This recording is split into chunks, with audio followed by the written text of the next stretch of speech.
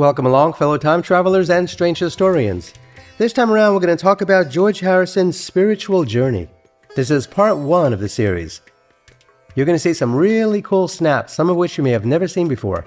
Before I begin, please like and share the show and subscribe to my channel, and hit the notification bell. Now please join me around the campfire.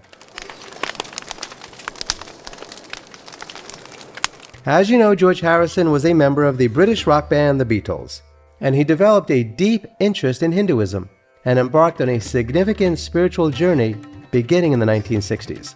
His exploration of Eastern spirituality played a profound role in shaping his personal beliefs and the music he created. George's initial exposure to Indian culture and spirituality came through his interactions with Ravi Shankar, the world-renowned sitar virtuoso.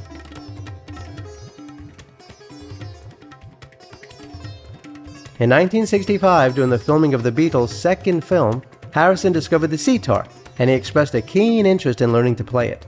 This marked the beginning of his fascination with Indian music and culture. As George delved deeper into Indian music, he also started to explore Hindu philosophy and spirituality. His immersion in the teachings of the Hindu religion, including concepts like meditation, karma, and reincarnation, had a profound impact on his worldview.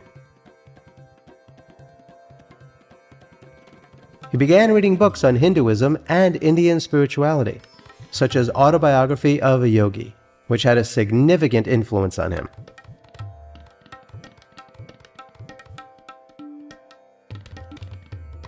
Harrison's spiritual journey culminated in 1967 when he traveled to India with the other members of the Beatles to study transcendental meditation. Under the guidance of Maharishi Mahesh Yogi, the band's visit to the Maharishi's ashram in Rishikesh was a pivotal moment in George's life. It provided him with an opportunity to deepen his meditation practice and further explore the spiritual aspects of Indian culture. During his time in India, George composed numerous songs that reflected his spiritual awakening. The lyrics of many of these songs often incorporated themes from Hindu philosophy and mysticism.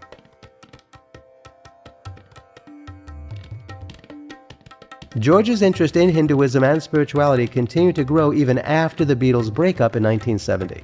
He released the triple album All Things Must Pass in 1970, which featured several songs with explicitly spiritual and mystical themes, such as My Sweet Lord and Beware of Darkness.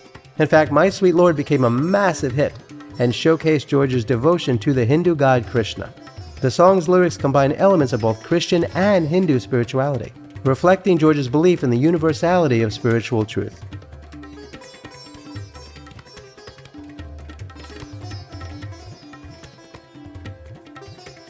In the years that followed, George continued to explore Eastern spirituality and collaborated with Indian musicians, including Ravi Shankar.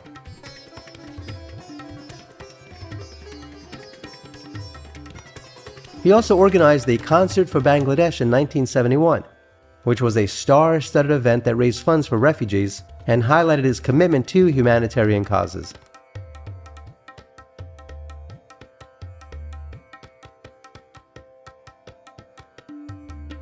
George's interest in Hinduism and his spiritual journey had a profound and lasting impact on his life, music, and worldview. His exploration of Eastern spirituality helped introduce millions of Westerners to these concepts, and had a significant influence on the cultural and spiritual landscape of the 1960s and beyond.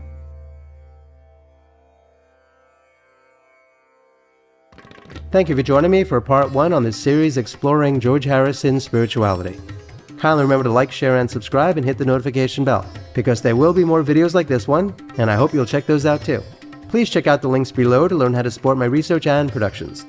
Specifically, I'd really appreciate it if you could become a member of my channel and/or join me on Patreon. You could also leave a super thanks in the comments below. Kindly be kind to all non-human animals and please don't eat them. They don't like that. Remember, for the benefit of compassion for all living things and their own health, all of the Beatles chose a plant-based diet. And please do yourself a favor and go to a local shelter and adopt a cat or a dog, or both. You and they will be very glad that you did.